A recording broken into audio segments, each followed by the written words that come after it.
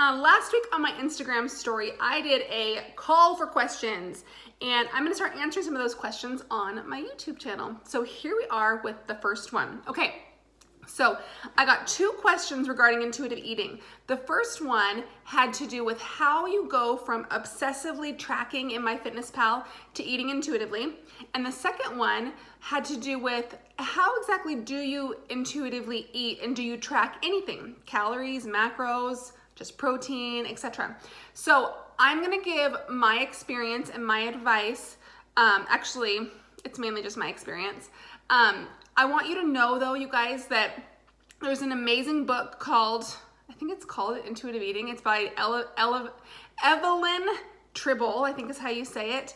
And I can go ahead and put the name of that book in the notes here below because I can't remember the exact title right off the top of my head.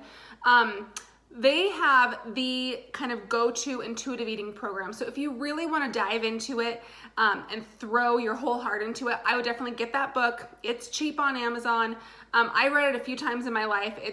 I've never been able to get as far into it as they talk about with really truly intuitively eating. But I'll kind of tell you my experience and kind of how I do my own version of kind of intuitive eating. Okay, that's what we're going to talk about today.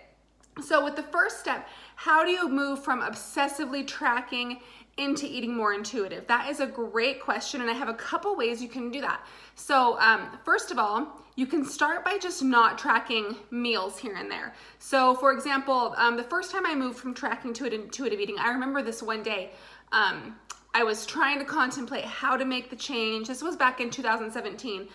In 2017, I did not track anything in an app for 6 months and was able to maintain a good lowish maintenance weight for myself, which for me at the time, that was about 138 to 141, like right around 140, just under. So I consider that very successful. So I'm gonna be kind of referring to what I did then, okay? So I remember when I was making that transition, I was invited to a lunch and I was a little bit stressed because I was like, crap, I've never been there before. I don't know the menu, but then I was like, Lindsay, hold up. Wait a minute, this is a perfect chance to just go into this and embrace the situation and practice some intuitive eating. So what I did, I had my day all planned in my app, but what I did was I almost counted it like an untracked meal where I ate what I wanted to, but I ate what I wanted to at the restaurant, but I didn't track it. And I ate the rest of my meals just as I normally would, but I did not view it as a cheat meal.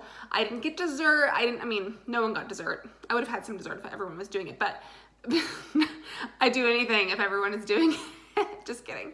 I didn't mean for it to sound like that, but we just didn't do dessert, so I didn't have any. I made healthy choices. I got what I felt like, and I felt great afterwards. And then I just ate according to what I had planned the rest of the day. So that's one way to kind of gently move into intuitive eating, is by having a few meals a week, maybe 4, maybe not every day in the beginning, maybe a few times, like every other day or so, where you don't track and you just eat what you want and you can still track the rest of your meals. That's one way. Another way is to only track 4 days a week or so and not track 3 days. So if you're scared to do it and you feel like you're gonna, go off the deep end or something, first of all, know that that's normal and that's okay, and it's not a huge deal. It just takes practice to be able to be in tune with your body's signals, okay? But if you are gonna try this, I would recommend starting this during the week, because a lot of times on the weekend, we just, it's harder for us on the weekend anyway, because our schedules are different. Our temptations are a little higher just for whatever reason, because it's the weekend, right? So I would maybe try it on a Monday, Tuesday, Wednesday, or even maybe a Monday, Wednesday, Friday, or Monday, Wednesday, Thursday or something. What these strategies are doing is just building up trust within yourself that you can do this. You don't need MyFitnessPal. You don't need these crutches to feed yourself healthy, okay? What you do need to do though, this is another tip for moving into intuitive eating, is learn to really be in tune with your body's signals. And I say this and I feel a little bit like a fraud because I'm not that good at this yet. I used to be good at it and I want to get good at it again, so I know I can. But right now in my life, this is not something I'm super good at, but I'm just kind of telling you my experience from the past as well. So hopefully it helps you. So really sit and think okay, it's 12:30, but are you hungry for lunch? Maybe you had a late breakfast. Maybe you had a bigger than normal breakfast. Maybe your finger did make it to the peanut butter jar and you didn't really mean to. Maybe you're not quite hungry yet. You don't have to eat lunch quite yet, okay? But think, you know, is your stomach feeling empty? Is it feeling growly? Maybe it's not though, but it's been 3.5 hours and you're starting to get a little brain foggy. That's another clue that it's time to eat, okay? So pay attention to all of these signs that your body's giving you. If it's been about 2 hours and you had a good sized meal, it could just be that you're a little bored and you just want to eat. Okay, so try and distract yourself, get outside. I found that I almost always feel like that about 1.5 hours to 2 hours after a meal, even if it was a normal sized meal, and I have to tell myself, my body is not hungry. It's still digesting. If I feel like this, I don't think it's hunger. I think it's boredom because I did just barely eat. So I'm gonna try something else. I'm gonna have some water. I'm gonna get outside. I'm gonna change what I'm doing and try and just get rid of the boredom if that's what it is, okay? Okay, so the other idea I had was with regards to how do you intuitively eat? Do you track anything? And true intuitive eating, according to the book that I mentioned, no, you don't track anything. You don't think about that kind of stuff. You seriously think about what you feel like your body needs in that moment, or based on like your circumstances for the day. Don't quote me on that. I haven't read the book for a few years, so I'm not, but I do know that you don't track anything. But at the same time, you need to find something that works for you. And something that I have done is, okay, so let's say you have dieted, right? You reach your goal, wherever that is. You have reversed, okay? So you don't want to try intuitive eating when you're like eating really, really low calories, because chances are you don't have a good relationship with your hunger signals in your body at that time. So try reverse dieting, get your calories back up to about your maintenance, and then move into intuitive eating. And so let's say you reversed and you know your maintenance calories are around 2,000. We'll just use that for an even number, okay? So studies have actually shown that assuming your calories are the same and assuming you're getting enough protein, that it doesn't really matter if the rest of your calories are coming from carbs or from fats, okay? So when you're dieting, when you're working with a coach, it's really good to have that consistency though and not just be all over the place. But when you're intuitive eating, one step I've done, this is kind of where I'm at now, is you can mentally count your calories and make sure you have protein, okay? For me personally, getting in enough protein is not a problem. I know the serving size of protein that I need. I know how many times I need it throughout the day. That's just kind of intuitive for me.